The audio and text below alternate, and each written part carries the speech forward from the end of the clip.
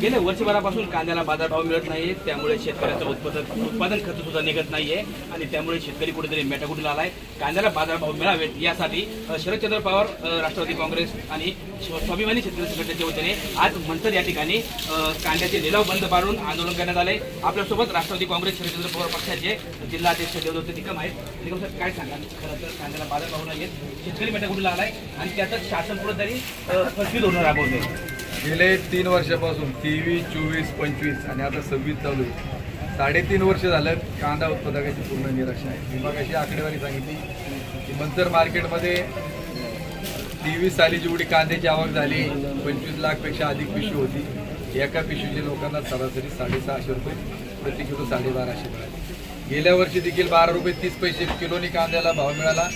ते प्रत्येकाच्या पदरामध्ये 640 रुपये पडले आणि आता 552 रुपये या वर्षी एका पिशवीची शेतकऱ्याच्या सरासरी आणि यंदाचा रेट पडला 10 रुपये 61 पैसे प्रति किलो. कांद्याचा उत्पादन खर्च हा 12 रुपयाच्या आतमध्ये सध्याच्या परिस्थितीत. मोदी साहेबांनी जाहीर केलं होतं की आम्ही 2022ला उत्पादन खर्चाचे 1.5 देऊ, परंतु उत्पादन खर्चापेक्षा कमी भाव आणि कांदा आज विकला त्या ठिकाणी जातोय.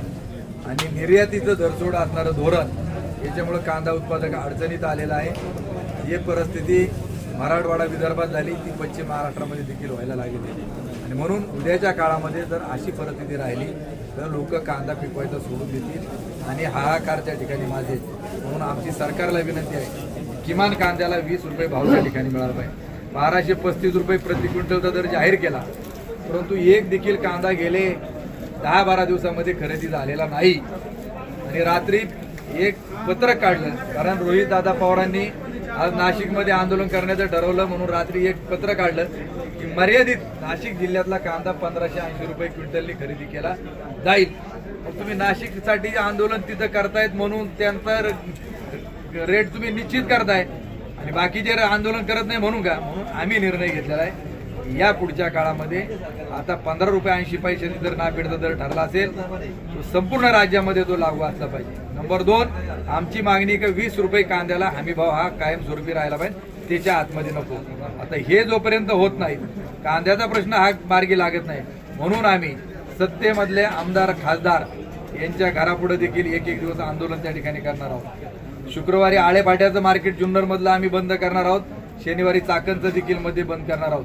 तदनंतर शनिवार नंतर जर कांद्याच्या बाबत काही हालचाल झाली नाही तर या जिल्ह्यामध्ये जिथं जिथं मंत्री कुठे येणार असतील त्यांचे दौरे बंद पाडण्याचं काम हे शेतकरी आम्ही त्या ठिकाणी करून दाखवू आणि कांद्याचा प्रश्न हा निकाली कायमस्वरूपी काढल्याशिवाय आम्ही स्वस्त बसणार नाही. मंचर बाजार समितीने आज लिलाव बंद पाडले कांद्याचे. आम्ही आता बसलेलो होतो, आंदोलनाची दिशा ठरवली की जर याच्यामध्ये काय सरकारला निर्णय होत नसेल, आता याच्यामध्ये उत्पादकाचंही भलं नाही. व्यापाऱ्यांची मुलाखत घ्या आमच्या समोर. आता इथं हे निगोटे इकडं थोरात आहे की जर कांद्याला हा भाव असेल तर व्यापाऱ्याला देखील 2 रुपये त्याच्यात मिळत नाही. मार्केट कमिटीचं देखील उत्पन्न शेकडा 1 रुपये 5 पैसे त्या ठिकाणी शेत जातो, तो मार्केटलाही मिळत नाही. आणि मग जर सगळ्याच जर घटक अडचणीत येत असतील ते लिलाव करून करायचं काय? आम्ही एक दिवस हे बंद पाडून सरकारला त्या ठिकाणी याचा जाब विचारणार आहोत.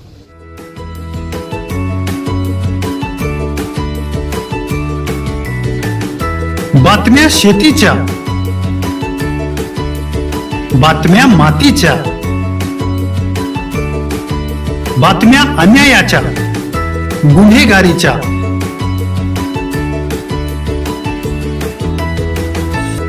राजकारणाच्या आणि समाजकारणाच्या,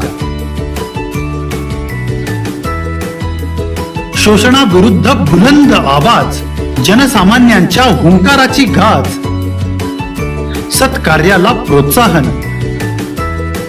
दुष्कृत्याला अनुशासन, निर्भीड, निस्पृह, सडेतोड, बेधडक आणि रोखटोक म्हणजेच विघ्नहर टाइम्स. शोध बातमीचा, ध्यास सत्याचा. आपलं चॅनल, आपली बातमी. सबस्क्राईब तर कराच, पण बेल आयकॉनवर क्लिक करायलाही विसरू नका.